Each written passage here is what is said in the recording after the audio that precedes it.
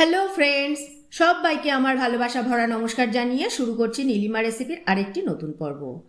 আজ শেয়ার করব বরবটির আমিষ নিরামিষ দুই রকম ভর্তা। বিভিন্ন রকমের রান্না খুব সহজেই বাড়িতে বসে তৈরি করার জন্য সাবস্ক্রাইব করে নিন নীলিমাস রেসিপিস চ্যানেলটিকে। আর আমার সমস্ত রকম রান্নার আপডেট সবার আগে পাওয়ার জন্য বেল আইকনটা প্রেস করতে ভুলবেন না। তাহলে চলুন বরবটির নিরামিষ আমিষ ভর্তা বানানোর জন্য 500 গ্রাম বরবটি সেদ্ধ করে 2 ভাগ করে রেখেছি। নুন হলুদ ভাই বোন তো আছেই, তাছাড়া চিনি লাগবে।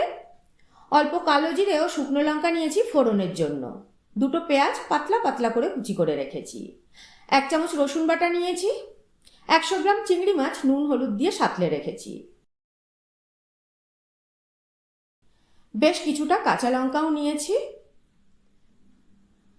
এই কয়েকটি মাত্র উপকরণ দিয়েই বানিয়ে ফেলবো দারুণ স্বাদের নিরামিষ আমিষ ভর্তা।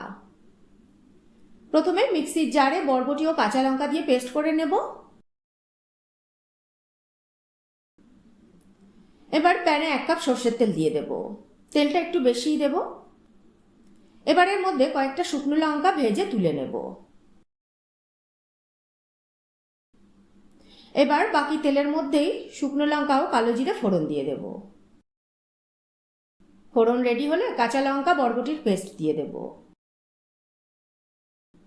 হলুদ দেব, নুন দেব, কষিয়ে নেব খুব ভালো করে।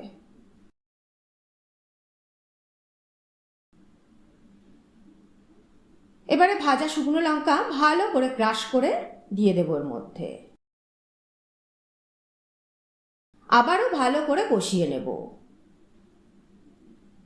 জলটা শুকিয়ে একদম প্যান থেকে যখন ছাড়া ছাড়া হয়ে আসবে তখন আমরা চিনি দিয়ে দেব।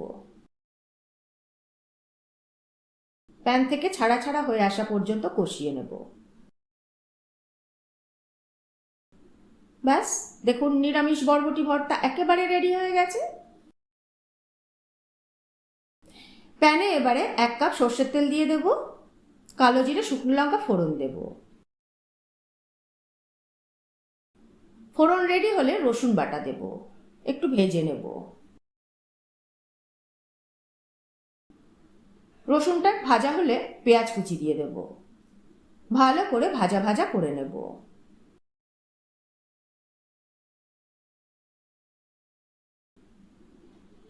পেঁয়াজ আমাদের ভালো করে ভাজা ভাজা হয়ে গেছে।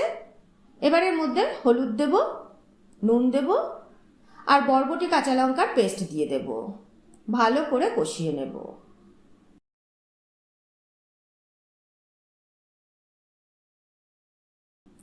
এবার এর মধ্যে পেস্ট করা চিংড়ি মাছটাও দিয়ে দেব।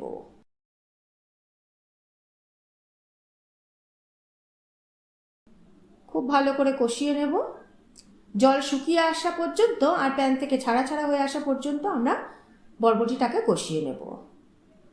এবার এর মধ্যে চিনি দিয়ে দেব। আবারও নেড়ে চেড়ে কষিয়ে নেব।